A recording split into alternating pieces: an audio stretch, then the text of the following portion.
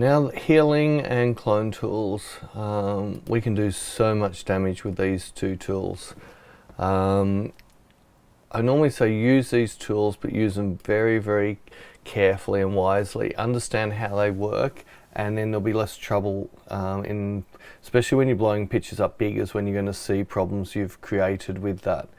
If I go into clone stamp first, so with the clone stamp tool, we have all our normal sort of settings. We've got blending modes, and opacities and flows, things like current and below. So if I wanted to be able to see and maybe adjust the opacity of what I've been doing, if I just throw a blank layer above this layer and do my cloning tool current and below, which means this current layer and below, I can come in with my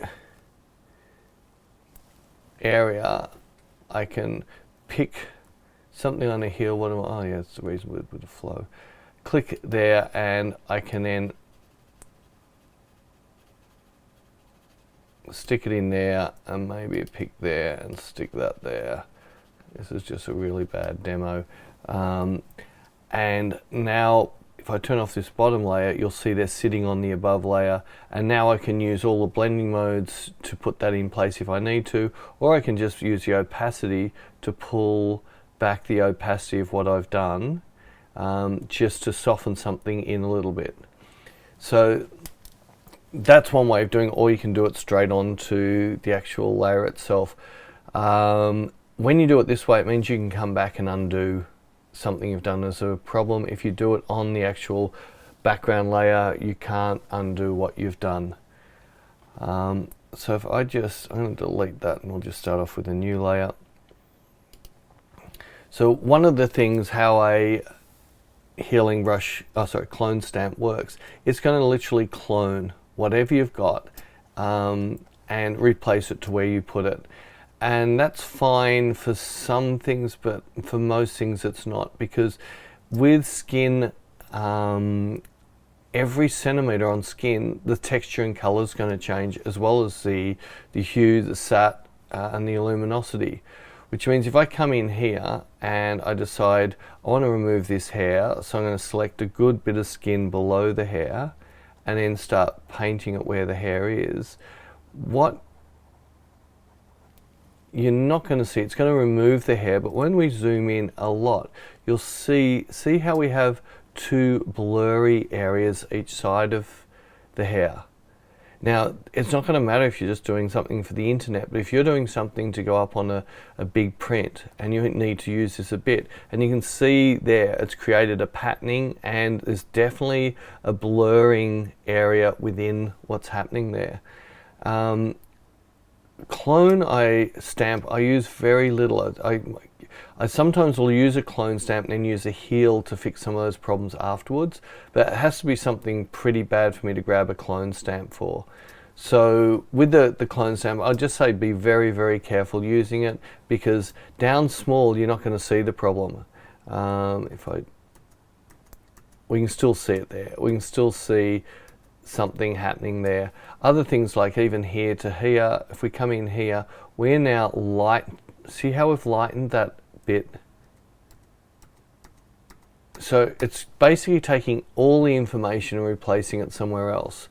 And it doesn't matter where you do it. So if I want to just pull off a little bit of that hair there, trying to find that right background color to match that area. See, to me that just lightened. Yeah, it did. So it just takes forever to find the right background. That's not too bad, but it's still changed it a lot. So it's not a tool I use, it's more like a last, at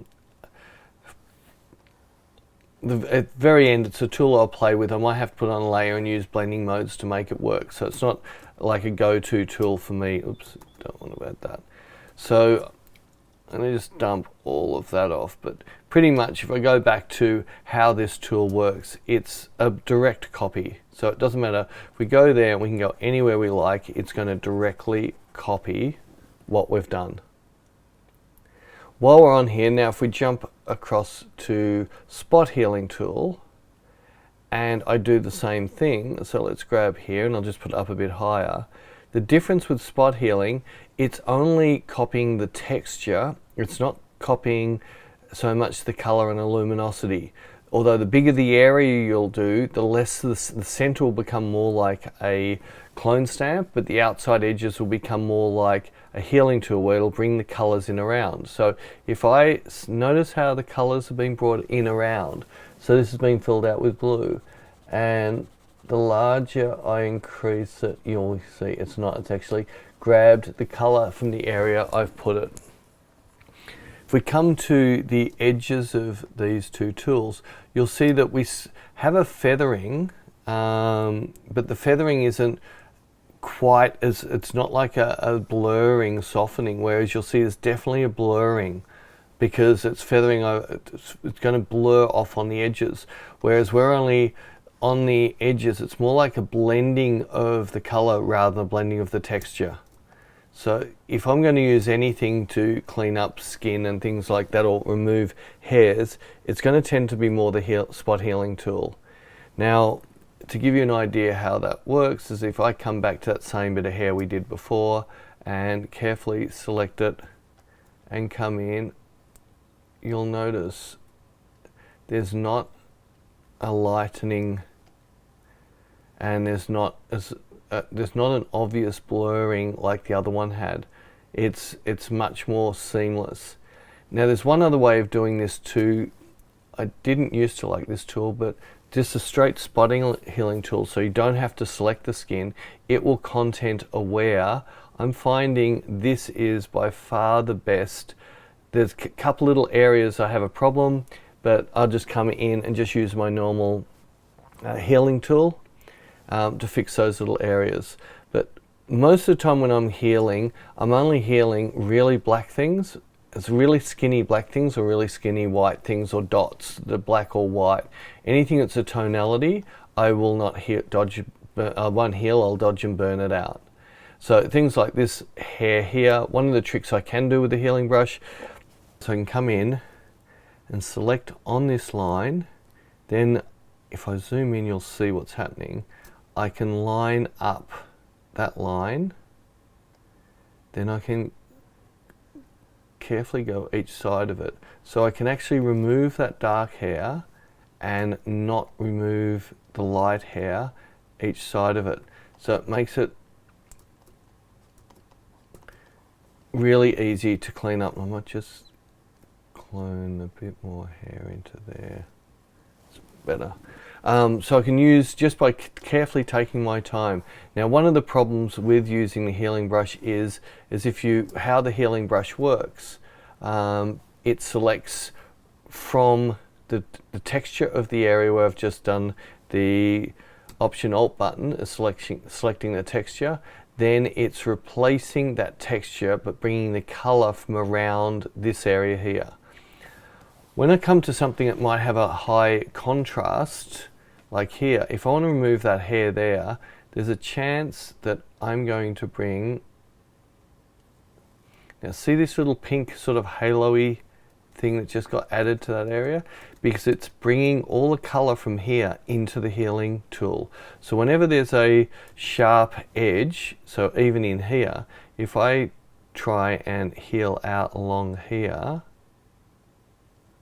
that's not too bad. It has pulled in a touch of that, or even, let's try doing there. Yeah, that's perfect. See how it's giving me a flare off that tooth? See how there's a white flare off that tooth?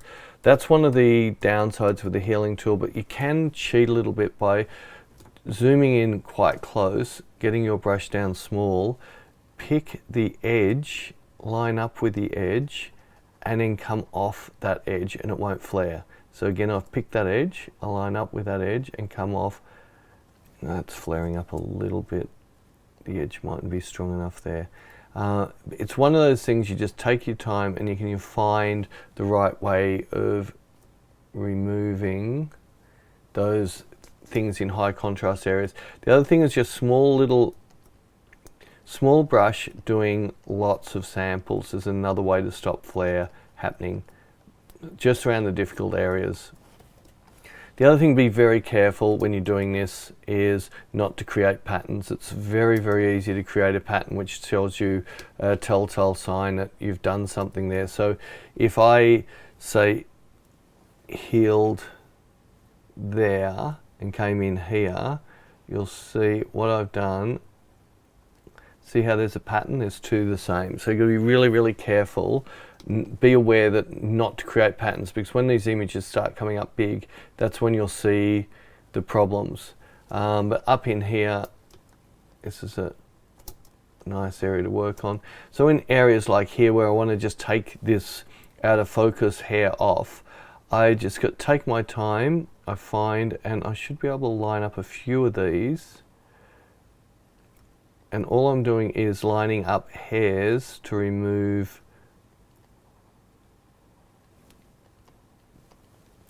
and you'll see that that's now pretty much drifted out completely. Same with along this edge here.